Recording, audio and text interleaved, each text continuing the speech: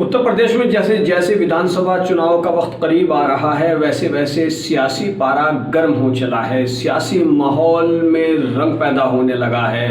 अब जो खबर आ रही है वो ये आ रही है कि बसपा के जो बागी विधायक हैं वो अखिलेश यादव से मिलने पहुंचे हैं। दूसरी ओर अखिलेश यादव ने एक मशहूर टीवी चैनल को एक इंटरव्यू दिया है, उसमें साफ कर दिया है कि गठबंधन के लिए कांग्रेस और बसपा से किसी भी तरह की कोई बात नहीं होगी।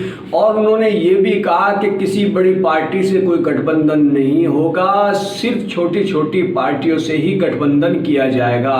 जब उनसे पूछा गया कि उनके चाचा शिवपाल यादव क्या उनके साथ आएंगे तो उन्होंने कहा कि उनसे भी हम गठबंधन करेंगे।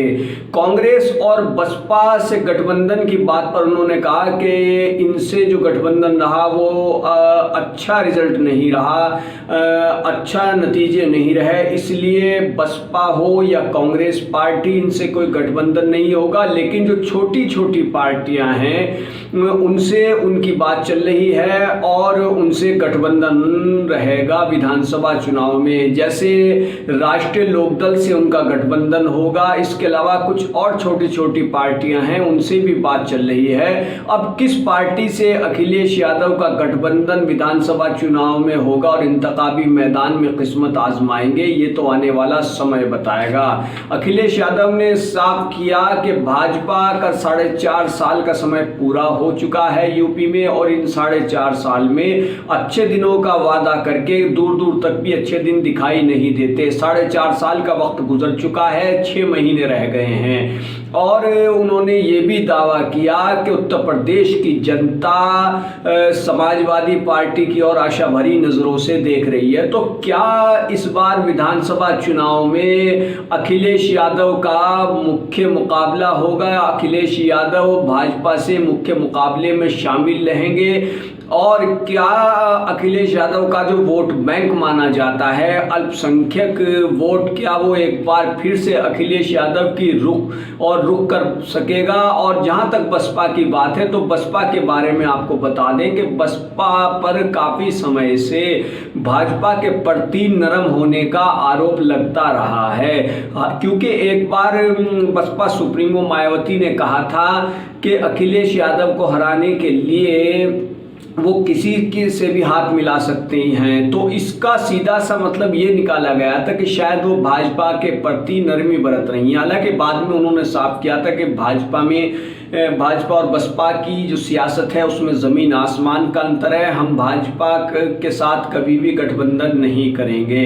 तो ये, और बसपा ने ये भी ऐलान किया था कुछ वक्त पहले कि वो अकेले चुनावी मैदान में उतरेगी। उधर अखिलेश यादव छोटी छोटी पार्टियों को लेकर चुनावी मैदान में उतरने की बात कर रहे हैं। अखिलेश यादव साफ तौर पर यूपी की भाजपा सरकार पर आरोप लगाते हैं कि 4.5 साल के समय में आपने कोई विकास नहीं किया और यूपी के मुख्यमंत्री योगी ने 4.5 साल तक सिर्फ अपने कार्यकाल का समय ही पूरा किया है। अब 6 महीने उनके कार्यकाल के रह गए हैं। उसके बाद चुनाव जब होगा तो समाजवादी पार्टी पूरी मजबूती और पूरे दमखम के साथ चुनावी मैदान में उतरेगी और जनता का रुझान समाजवादी पार्टी की तरफ है।